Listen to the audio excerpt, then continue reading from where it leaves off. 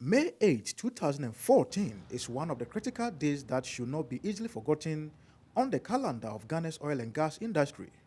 This was the first time Ghana's 4-year-old petroleum industry at the time recorded its maiden major accident, a helicopter crash, killing 4 out of 8 petroleum workers who boarded an Ivorian helicopter from the Takoradi Air Force Base to work at LukOil's field.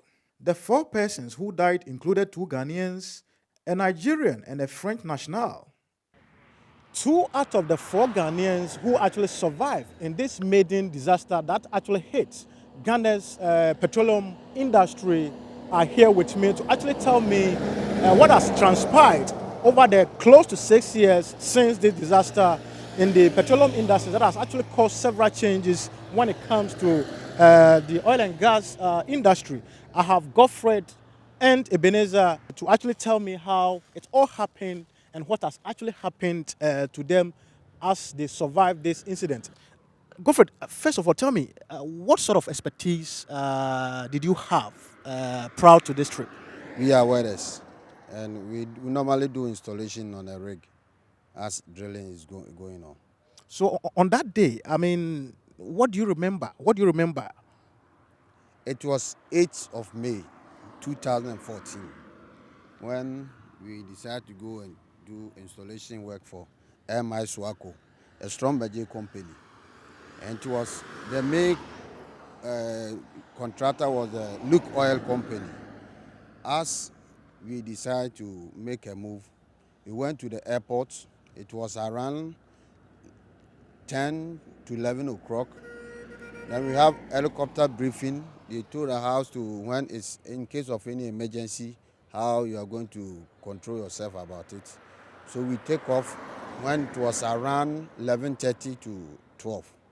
As we are on our way moving, we heard a noise from the aircraft. And immediately as we heard the noise, there was a smoke coming from the back.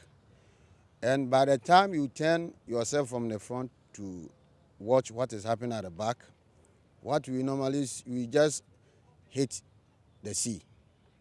So we were there around 12 o'clock, and we tried to struggle to survive ourselves. We were 8 on board, but unfortunately, 4 people made it, and the other 4 died. One of them got stuck in the aircraft. He couldn't move. As for him, we could not locate him. Thank you. But let me find out from your colleague. The 4 of you that survived, what led to your surviving? That one, you all fall into the sea. Then you struggle on the sea for about 3 hours before the rescue boat came.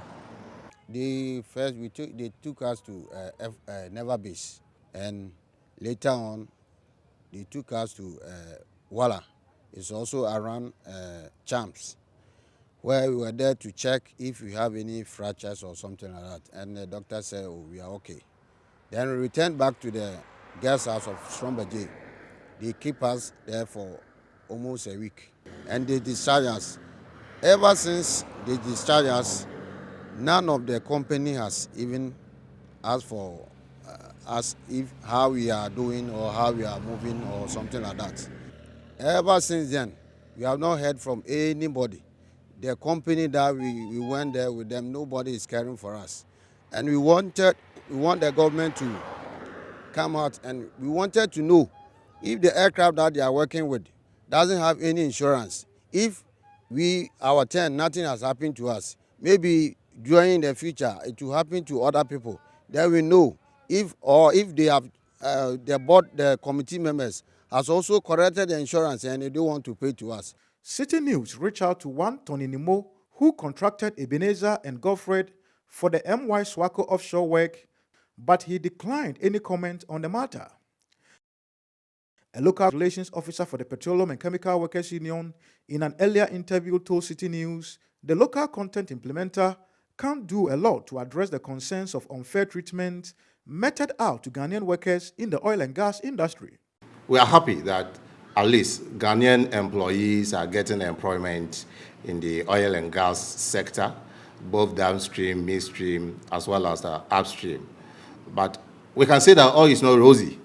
there has been some challenges, particularly when it comes to risk issues, where people are losing their lives, where people are losing their eyesight, where people are losing their hands here and there. Let me give you one critical example. You have a chopper that fell into the sea and Ghanaians lost their life. What has happened to those families of the employees who lost their lives? Are there been any compensation paid to them? As a union officer sitting here, I'm not aware of anything. So what is the Petroleum Commission doing about it? We have just created the employment, but looking at how decent that employment is another concern to us, that we think that the local content authority should pay a critical attention to this.